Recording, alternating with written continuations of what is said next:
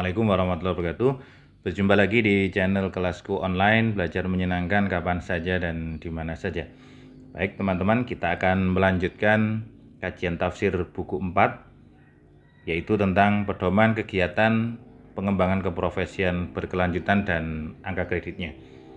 Nah, kali ini kita akan membahas hal yang sangat penting teman-teman, yaitu bagian yang B di bab 2, yaitu jumlah angka kredit yang dipersyaratkan dalam kegiatan pengembangan keprofesian berkelanjutan.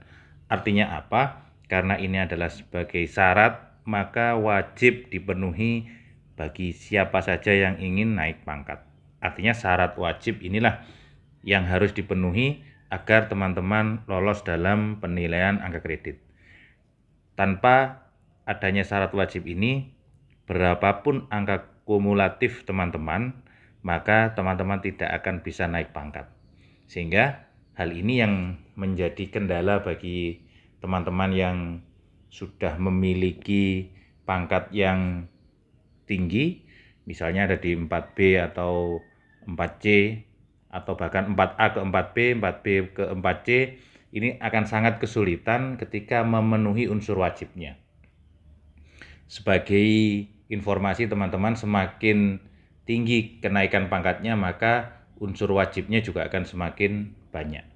Nah, hal ini yang harus diketahui oleh teman-teman, bahwa syarat wajib inilah yang harus teman-teman perhatikan agar teman-teman mudah untuk naik pangkat. Dan biasanya persiapan-persiapan ini tidak bisa dijadikan dadakan atau dirapel dalam satu waktu, tetapi ini butuh berkala. Berkala maksudnya apa? Kita harus menyiapkan sejak dini. Misalnya pak terakhir saya 3D itu 1 Januari 2019. Maka ketika saya ingin naik pangkat misalnya 4 tahun ke depan, maka sejak awal penilaian untuk persiapan ke 4A, maka saya harus memulai dari 1 Januari 2019. Misalnya saya harus mempersiapkan PTK, saya harus mempersiapkan publikasi ilmiah, saya harus mempersiapkan pengembangan diri dan seterusnya, agar nanti ketika kita sudah persiapan atau mendekati pengajuan berkas untuk kenaikan pangkat, maka sudah tidak lagi menyusun dalam waktu SKS, dalam waktu semalam. Nah, hal ini yang harus kita perhatikan betul teman-teman, agar karir kita lancar dengan adanya perencanaan seperti itu. Nah, di pasal 17 teman-teman, nanti teman-teman bisa mengunduh tentang Permenak PAN RB ini. Jadi Peraturan Menteri Negara Pendayagunaan Aparatur Negara dan Reformasi Birokrasi di nomor 16 tahun 2009 teman-teman. Di sini mensyaratkan atau adanya syarat wajib, saya sebut begitu biar lebih mudah, untuk kenaikan pangkat untuk jabatan guru dari unsur PKB teman-teman, yaitu pengembangan keprofesian berkelanjutan. Nah, dari unsur PKB inilah yang nanti akan dijabarkan di buku 4. Apa saja kegiatan-kegiatannya, kita bisa memilih mana yang sesuai dengan kemampuan kita. Nah, ini penting untuk diketahui agar kita tidak terganjal dalam kenaikan pangkat. Baik, kita akan lihat satu persatu teman-teman. Nah, di sini di tabel jumlah kredit yang dipersyaratkan teman-teman, di tabel 1 ini, di sini ada beberapa bagian. Yang pertama dari jabatan ke jabatan, terus di sini ada jumlah angka kredit minimal dari subunsur, yaitu pengembangan diri dan subunsur publikasi ilmiah dan atau karya inovatif. Nah, di sini saya perlu menjelaskan bahwa dari unsur PKB tadi teman-teman, dari unsur PKB itu sebenarnya ada 3 unsur teman-teman, yaitu pengembangan diri, yang kedua adalah publikasi ilmiah, dan yang ketiga adalah karya inovatif. Nah, biasanya 2 unsur ini digabung menjadi 1. Kita sebut dengan, biasanya teman-teman menyebut dengan PIGI, teman-teman. publikasi ilmiah dan karya inovatif. Tetapi pengembangan diri di sini sebenarnya pengembangan diri di sini berdiri sendiri, teman-teman, tidak digabung dengan publikasi ilmiah maupun karya inovatif. Sehingga pengembangan diri ini adalah hal yang mutlak dilakukan oleh seorang guru. Nah, kita lihat sekarang dari guru pertama, golongan ruangnya 3A, ingin naik jabatan atau akan naik jabatan menuju guru pertama di golongan ruang 3B. Di sini hanya dibutuhkan, syarat wajibnya hanya dibutuhkan dari unsur pengembangan diri sebanyak 3. Sedangkan publikasi ilmiah dan karya inovatifnya tidak ada. Nah, di sini masih diberi kemudahan, teman-teman. Kalau rata-rata ini teman-teman tidak kesulitan. Nah, sekarang kita akan lanjut di bagian yang kedua, naik pangkat dari jabatan guru pertama yaitu 3B menuju ke guru muda golongan 3C. Yang dibutuhkan adalah di sini PD-nya, sedangkan di sini PIKI-nya, saya sebut dengan PIKI, teman-teman. PD-nya tetap 3, sedangkan publikasi ilmiah dan karya inovatifnya membutuhkan nilai 4. Di golongan inilah kita sudah harus mempersiapkan adanya publikasi ilmiah dan karya inovatif atau karya inovatif. Sehingga teman-teman guru-guru yang baru pertama naik pangkat dari B ke C, teman-teman sudah harus mempersiapkan adanya publikasi ilmiah dan karya inovatif. Nah, ini kalau tidak direncanakan, teman-teman akan kesulitan untuk naik pangkat.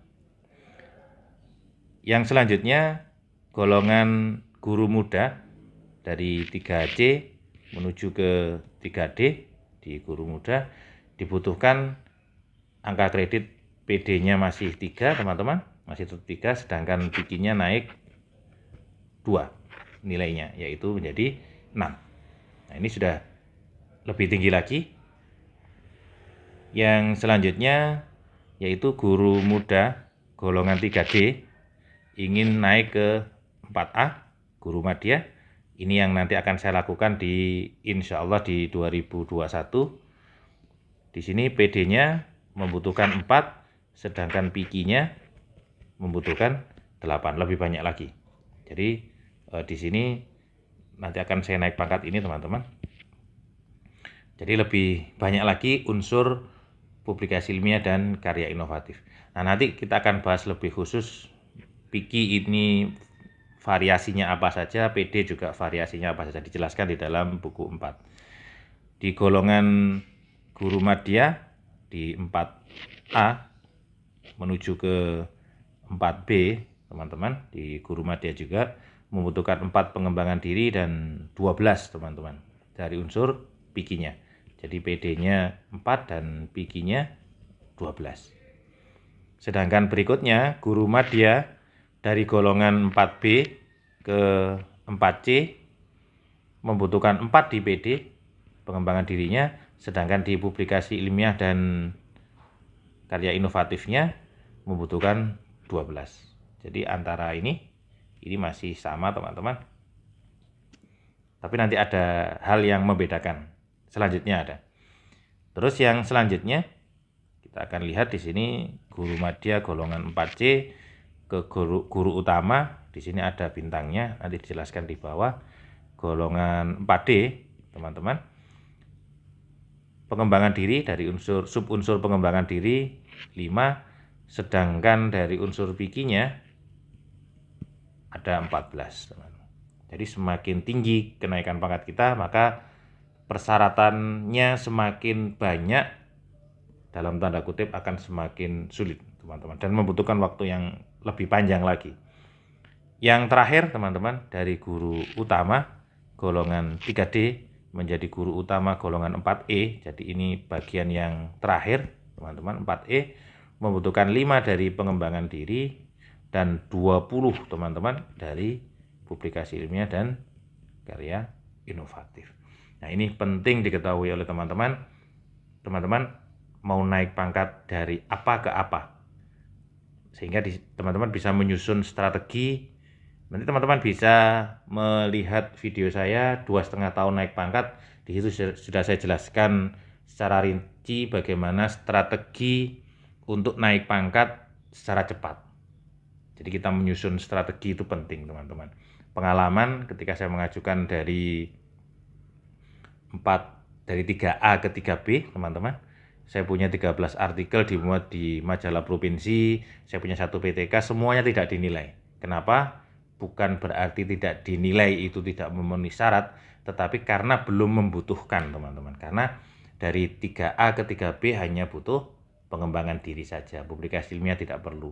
Nah, saya tidak tahu dulu itu persepsi saya, ya terserah saja. Jadi kalau punya PTK ya diajukan aja walaupun pangkatnya masih 3A ke 3B. Ternyata tidak seperti itu. Jadi konsepnya tidak seperti itu. Makanya mulai sekarang saya mencoba membuat strategi agar kenaikan pangkat itu menjadi lancar dan menjadi mudah. Nah, apa bintang di sini, teman-teman? Kita lihat dari 4C menjadi 4D. Nah, ternyata di sini ada syarat wajibnya bagi guru madya dari golongan 4C yang naik pangkat ke 4D diwajibkan presentasi ilmiah. Bagaimana syarat presentasi ilmiah? Kita bahas di pertemuan mendatang. Ini saja dalam kajian tafsir buku 4 kali ini. Intinya adalah teman-teman harus mempersiapkan syarat wajib ini. Tanpa syarat wajib ini teman-teman tidak bisa lolos dalam penilaian angka kredit walaupun nilai akumulasinya terpenuhi. Itu yang perlu dicatat, teman-teman, sehingga perlu difahami betul tentang syarat wajib dari unsur pengembangan keprofesian berkelanjutan. Like jika suka video ini, jangan lupa subscribe dan nyalakan loncengnya agar mendapatkan notifikasi untuk video berikutnya. Terima kasih. Assalamualaikum warahmatullahi wabarakatuh.